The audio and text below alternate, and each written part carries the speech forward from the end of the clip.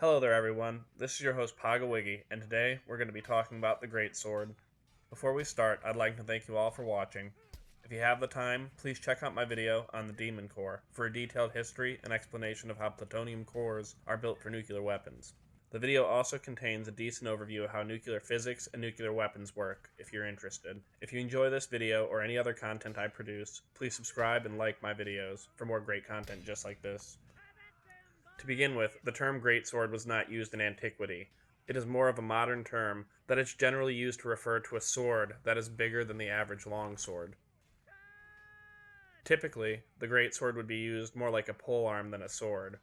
This is due to the sheer length of most greatswords, resulting in them being wielded like Zweihanders before them. The term greatsword is normally associated with Renaissance-era swords between 1.6 and 2 meters in length, with a weight anywhere between 2.5 and 10 kilograms. Greatswords are derived from the Scottish Claymore, a sword that is between 1.2 and 2.2 meters in length, weighing on average between 2 and 10 kilograms. The Claymore was first used around 1400 AD, between warring clans in Scotland, and against the English. Early on in their use, they were initially fairly small weapons, but as time progressed, the average Claymore was much longer than the typical longsword. The Claymore was likely first used during the Scottish Wars of Independence, when the British invaded Scotland several times in the 1300s, but to no avail, as Scotland would remain independent from the British at the conclusion of all conflicts during this period. The largest documented Claymore ever found is called Fultish Mhurt. It was a 10-kilogram Claymore and was 2.24 meters in length. Some historians believe the sword was wielded by a member of the Clan Maxwell in the 15th century in Scotland. In Mordhau, the greatsword is nearly identical to its medieval counterparts. All the skins depict excellent examples of greatswords throughout history. The only caveat to this comes from the necessity for balancing in the game, and that is the static length of the weapons in the game.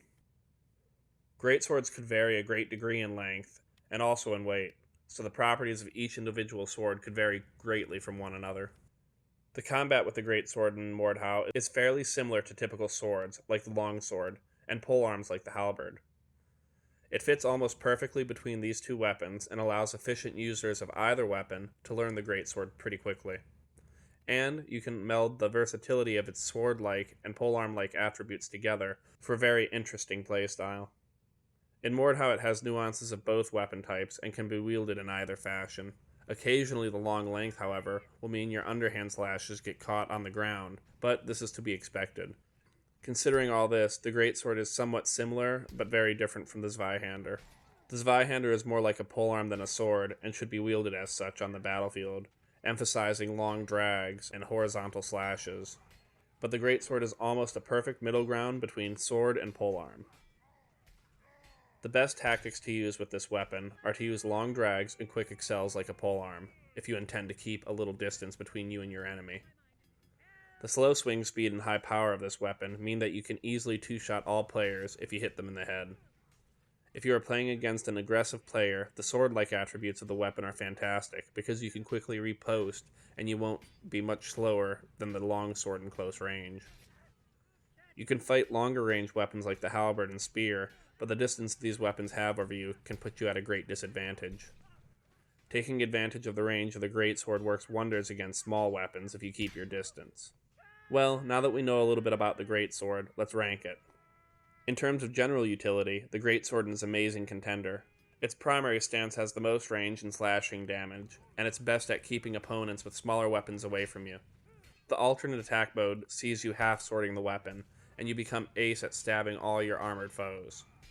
For this, the greatsword receives 4.5 out of 5 in terms of general utility. If you want to use the greatsword as a primary dueling implement, it will serve you right.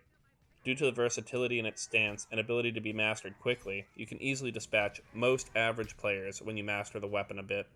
If you main with the greatsword, you can be one of the most OP players on the battlefield, with the only downside being quick weapons like the bastard sword and arming sword can easily catch you off guard if you don't keep a distance. The greatsword will receive 4 out of 5 in terms of dueling. In front lines, the greatsword is one of the best options in the game, offering a fantastic middle ground between polearm and sword. It's cheap and effective, and allows you to remain fully armored if you choose not to use perks. You can cut down enemy after enemy while keeping the distance and sticking with your team. The Greatsword will receive 4.5 out of 5 in terms of team play. Now I have to admit, the skins for the Greatsword and Mordhau are a little boring in comparison to some of the other weapons, but it has a great variety of cosmetic options, and the Claymore skin is a beauty in itself, so it will receive 4 out of 5 in terms of visual appeal. This means this fantastic weapon will get 17 out of 20 points. While it may simply be a big sword, the Greatsword has great versatility in Mordhau. It is true to its real-life roots and kicks utter ass in the right hands. You can treat it like a sword, being aggressive, attacking from various angles, or you can treat it like a polearm, articulating long horizontal slashes with drags at a distance. The weapon is ideal if you wish to meld these playstyles together for great versatility on the battlefield. Well, that's it for this episode, everyone. Thank you all so much for watching. Sorry I didn't make a Weapons of Mordhau video last week. I went on vacation and threw my back out. And needless to say, even though I wrote most of this during that time, I didn't feel like finishing it. I am back and I feel great, so expect a lot more videos coming soon. Go ahead and comment down below with anything you'd like to see in upcoming videos. And I just want to thank you all again for watching. I hope to see you all in the next video.